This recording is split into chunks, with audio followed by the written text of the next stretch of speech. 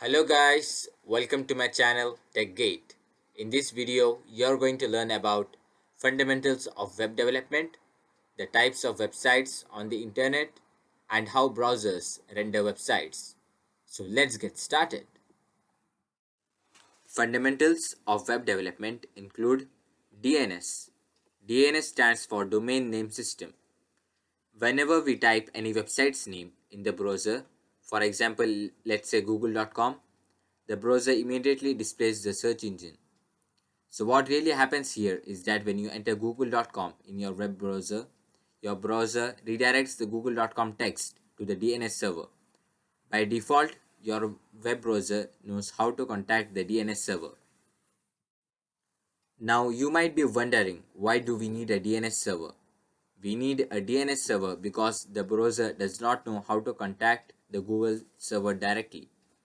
Since servers are basically huge computers which store all the website's data, which accept only binary input and not human understandable text.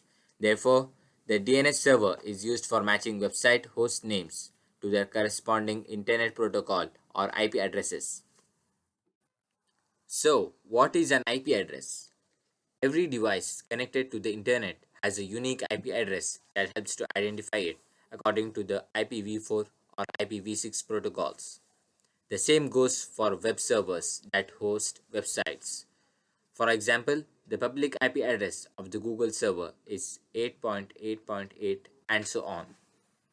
Now the IP address is sent to the browser and the browser understands that it has to contact the Google server and thereby loads google.com on your device. Now, the next important thing that we are going to learn is about the structure of a URL. Let's say we have this URL string, wikipedia.org. This URL has four main parts. The first one is a protocol. A protocol is a set of rules and guidelines for communicating data. The most common protocols used in today's era are HTTPS and HTTP. Here, HTTPS stands for Hypertext Transfer Protocol Secure. The difference between HTTP and HTTPS is that HTTPS is more secure than the standard HTTP protocol. The second part is subdomain. A subdomain name is a piece of additional information added to the beginning of a website's domain name. It allows websites to separate and organize content for a specific function, such as a blog or an online store, from the rest of your website. Here, the word EN stands for English and is the subdomain of Wikipedia. The third part is the domain name. It is also known as root domain. The domain name is the identification of your site. It is always unique. That means no two people can have the same domain name. Here, Wikipedia is the domain name. The fourth part is the top level domain. It often describes the purpose of the website. Here, the top level domain is .org, so we identify it as an organization site. And if a site ends with .com, we identify it as a commercial site. The path refers to the exact location of a page, post, or file. And the last one is anchor. It is a unique identifier attached to the content block or specific element. Now, let's talk about the types of websites on the internet. There are mainly two types of websites on the internet: static websites and dynamic websites. Static websites are ones that are fixed and display the same content for every user, usually written exclusively in HTML. Static website pages display the exact same information whenever anyone visits it.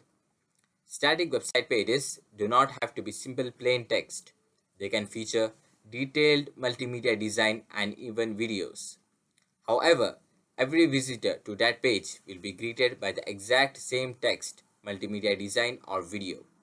An example of a static website is Wikipedia, where the content of the website remains the same until someone edits it.